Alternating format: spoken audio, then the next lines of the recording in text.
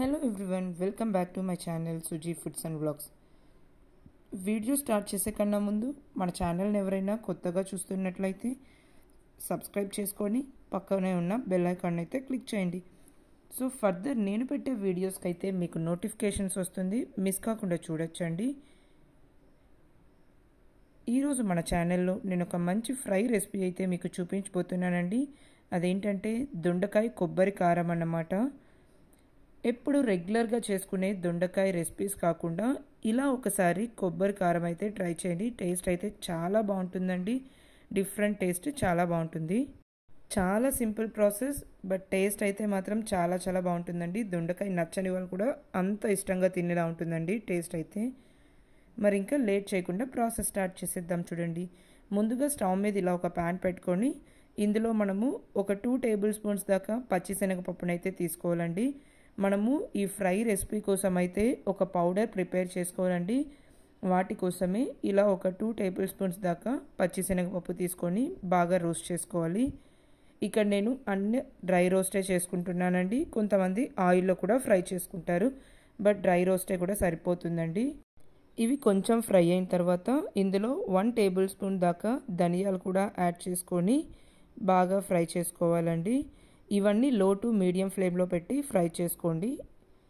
ఇందులోనే ఒక 1/2 table spoon దాకా జీలకర్ర యాడ్ చేసుకొని బాగా ఫ్రై చేసుకోవాలి. మనకు ఈ పప్పులు అనేటివి ఏవి మాడిపోకూడదండి. మాడిపోయిందంటే మనకు ఫ్లేవర్ అయితే మారిపోతుంది. ఇవి ఫ్రై అయిన తర్వాత ఫైనల్లీ 1 టేబుల్ స్పూన్ దాకా తెల్ల నువ్వులు యాడ్ చేసుకొని ఫ్రై చేసుకోవాలి. మనకు ప్యాన్కున్న హీట్కే కూడా ఫ్రై అయిపోతుందండి, అందుకనే లాస్ట్లో ఫ్రై చేసుకోవాలి. ఇప్పుడు వీటన్నింటినీ ఇలా ఒక చిన్న కప్లోకి అయితే తీసి పక్కన పెట్టుకుందాము. ఇప్పుడు స్టవ్ మీద ఆల్రెడీ ప్యాన్ ఉంది కదండి, ఇదే ప్యాన్లోని కొద్దిగా ఆయిల్ యాడ్ చేసుకోవాలండి. ఒక 2 స్పూన్స్ దాకా ఆయిల్ యాడ్ చేసుకోవాలి. ఇందులో కొద్దిగా ఆవాలు. నాన్ స్టిక్ ప్యాన్లో చేశారంటే ఎక్కువ ఆయిల్ ఏమీ పట్టదండి, కొద్దిగా ఆయిల్ అయితే సరిపోతుంది. ఆయిల్ హీట్ అయిన తర్వాత కొద్దిగా ఆవాలు, అలానే కొద్దిగా జీలకర్ర, అలానే కొద్దిగా కరివేపాకు యాడ్ చేసుకోవాలి. ఇందులోనే ఒక ఎండుమిర్చి ఇలా తుంచుకొని యాడ్ చేసుకోండి. ఇప్పుడు ఈ పోపు బాగా ఫ్రై అయిన తర్వాత ఇందులో సన్నగా కట్ చేసుకున్న దొండకాయ ముక్కలు అయితే యాడ్ చేసుకోవాలి. నేను ఇక్కడ రౌండ్గా కట్ చేసుకున్నానండి. మీరు కావాలంటే సన్నగా పొడవుగా కూడా కట్ చేసుకోవచ్చు. మీరు మీ టేస్ట్కి తగ్గట్టుగా అయితే కట్ చేసుకోవచ్చండి, ఎలా కట్ చేసుకున్నా పర్లేదు. ఇందులోనే సన్నగా కట్ చేసుకున్న ఉల్లిపాయలు 1 కప్ యాడ్ చేసుకొని బాగా ఫ్రై చేసుకోవాలి. యాక్చువల్లీ ఉల్లిపాయలు అయితే పోపు ఫ్రై అయిన తర్వాతనే యాడ్ చేసుకొని ఫ్రై చేసుకోవచ్చండి, బట్ నేను ఇక్కడ 2 ఒకటేసారి యాడ్ చేసేసానండి, ఈజీగా ఫ్రై అయిపోతుందని.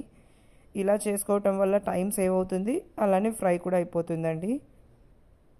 ఇప్పుడు ఇవి తొందరగా ఫ్రై అవ్వటానికి కొద్దిగా ఉప్పు చల్లుకుంటున్నానండి నేను. ఉప్పు యాడ్ చేసుకున్న తర్వాత మళ్ళీ ఒకసారి బాగా మిక్స్ చేసుకొని కలుపుకోవాలి.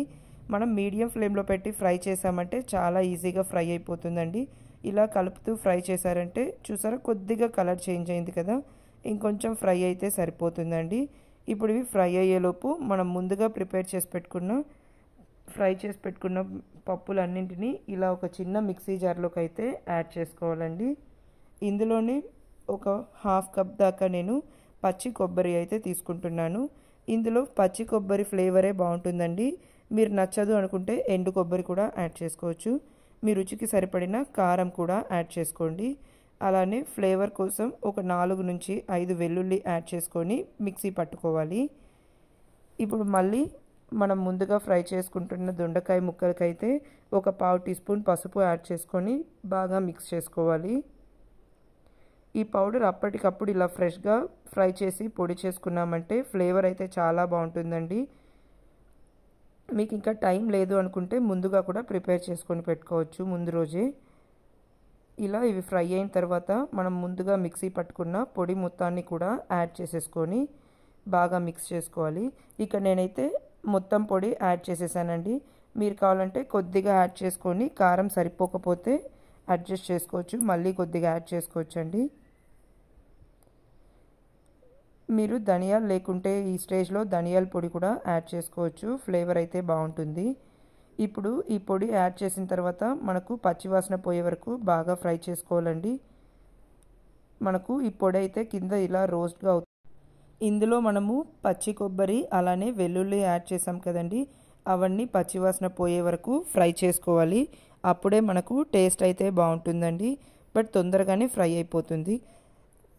అంతే అండి, ఎంతో టేస్టీగా ఉండే మన దొండకాయ కొబ్బరి కారం అయితే రెడీ అయిపోయింది. చూసారు కదా ఎంత సింపుల్ ప్రాసెస్ అని. అలానే టేస్ట్ కూడా చాలా బాగుంటుందండి. ఎప్పుడు రెగ్యులర్గా చేసుకునే దొండకాయతో రెసిపీస్ కాకుండా ఈ రెసిపీ అయితే ఒకసారి ట్రై చేయండి. మీ ఇంట్లో వాళ్ళందరూ కూడా చాలా ఇష్టంగా తింటారండి. ఈవెన్ దొండకాయ నచ్చని వాళ్ళు కూడా చాలా ఇష్టంగా తినేస్తారు. అంత బాగుంటుందండి. అలానే కొత్తగా వంట చేసే వాళ్ళకు కూడా చాలా సింపుల్ అని కూడా చెప్పొచ్చు ఈ రెసిపీ అయితే. సో ఇంకా లేట్ చేయకుండా మీరు కూడా ట్రై చేసి ఎంజాయ్ చేయండి. చూసారా, దొండకాయలు చూస్తుంటేనే తినాలనిపిస్తుందండి రోస్ట్గా. అలానే ఈ కొబ్బరి వెల్లుల్లి ఫ్లేవర్తో చాలా బాగుంటుందండి. సో తప్పకుండా మీరు కూడా ట్రై చేయండి. ట్రై చేసి మీకు ఎలా వచ్చిందో కామెంట్ బాక్స్లో అయితే మీ ఫీడ్బ్యాక్ని నాతో షేర్ చేసుకోండి. ఈ దొండకాయ ఫ్రై అయితే మనకు వేడి అన్నంలోకి అయితే చాలా బాగుంటుందండి. అలానే కర్డ్ రైస్కి అయితే చాలా బాగుంటుంది. మన ఛానల్లో దొండకాయ రోటి పచ్చడి కూడా ఉందండి. ఆ రోటి పచ్చడి కూడా టేస్ట్ అయితే చాలా బాగుంటుంది. సో ఇలాంటి ట్రెడిషనల్ అండ్ ఫ్రై రెసిపీస్ అయితే కూడా చాలా ఉన్నాయండి. సో ఇంట్రెస్ట్ ఉన్న వాళ్ళైతే ఛానల్ని ఒకసారి విజిట్ చేసి ట్రై చేయండి, చాలా బాగుంటుంది. ఈవెన్ బ్యాచిలర్స్ అండ్ బిగినర్స్కి కూడా చాలా బాగా హెల్ప్ అవుతుంది. సో ఈ వీడియో కనుక మీకు నచ్చినట్లయితే లైక్ చేయండి. అలానే మీ ఫ్రెండ్స్ అండ్ ఫ్యామిలీతో కూడా షేర్ చేసుకోండి. మన ఛానల్ని ఎవరైనా సబ్స్క్రైబ్ చేసుకోకపోతే సబ్స్క్రైబ్ చేసుకోండి. పక్కనే ఉన్న బెల్ ఐకాన్ అయితే యాక్టివేట్ చేసుకోండి. సో నా వీడియోస్ అయితే మిస్ కాకుండా చూడొచ్చండి. Thank you for watching. మళ్ళీ ఒక ఇంట్రెస్టింగ్ వీడియోతో మీ ముందుకు వస్తానండి. Please like, share and subscribe to my channel.